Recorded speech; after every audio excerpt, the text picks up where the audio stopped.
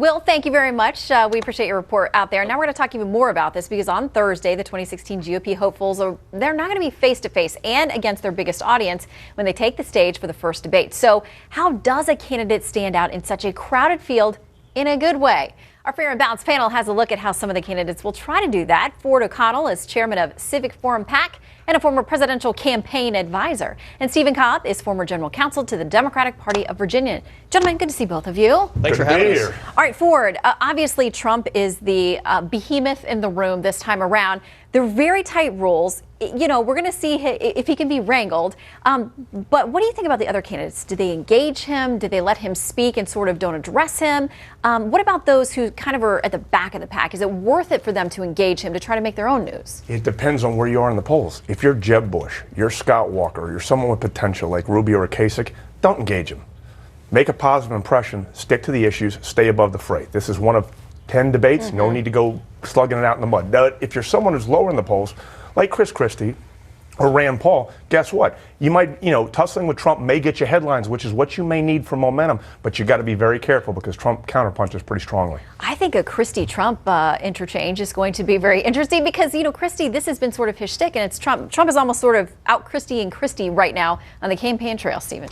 Well, I think Donald Trump wants to be attacked. Remember, these debate rules say if you're mentioned by name, you get a 30-second rebuttal. So there's nothing Donald Trump will enjoy more than being the center of attention.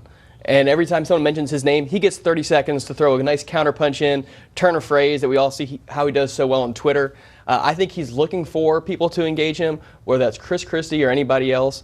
He's going to be there at the center of the dais and ready to go. To your point, though, the candidate that can best speak most fluently in sound bites and master the gotcha moment while making a positive impression is going to come out in better standing than they went in. And that's really going to be a key because you have 10 candidates up there. It's very tight rules. 1 minute to respond to questions, 30 seconds for rebuttal. And if you pull someone else in, they get in there too. So you have to be very judicious about when you counterpunch. And Trump is extremely unpredictable. We don't know whether he's going to be a bombastic bomb thrower. Is he going to be a statesman? There's just too many variables here. I think the one thing we do know is that he's going to do whatever it takes to get as most TV as possible. Because Trump wants to be He's very front good and at center. that. And he has really managed expectations, saying over and over again, well, it's not that I'm not doing debate prep, but I'm not sitting around in a Holiday Inn, I think he said, like Jeb Bush, going over answers. But smart candidates are investing that time. Do you think he's kind of psyching us out? No, I think that he's actually investing time in this. What he's trying to do here is he's playing into that narrative of anti-Washington, anti-politician. I'm refreshing. I'm something new. I'm going to speak my mind. But the one thing Trump is doing, he's driving the discussion where GOP primary voters want it to go.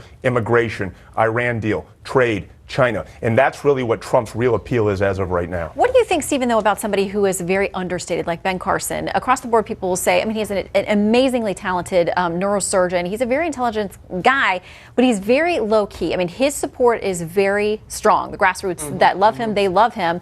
But does he get run over in this kind of spectacle, or do you think that somebody like him, a little more soft-spoken, will be able to score points? Right. Well, it's going to be really interesting. And to Ford's point earlier, each one of these candidates is going to kind of have their own checklist of things that they want to come across. I think you have folks like Jeb Bush and Scott Walker are really going to kind of want to move in over on kind of higher policy discussions because they think that will go to the weaknesses of Trump and Carson to try and see themselves elevated as kind of the adults in the room.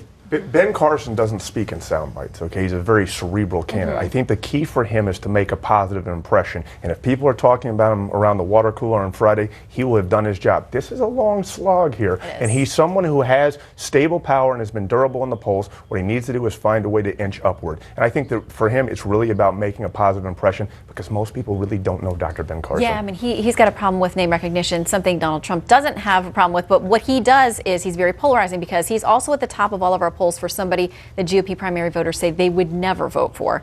So we'll have to see if he changes any minds on that front. All right, Stephen and Ford, great to see you both. Thanks for having us. We'll popcorn on Thursday night.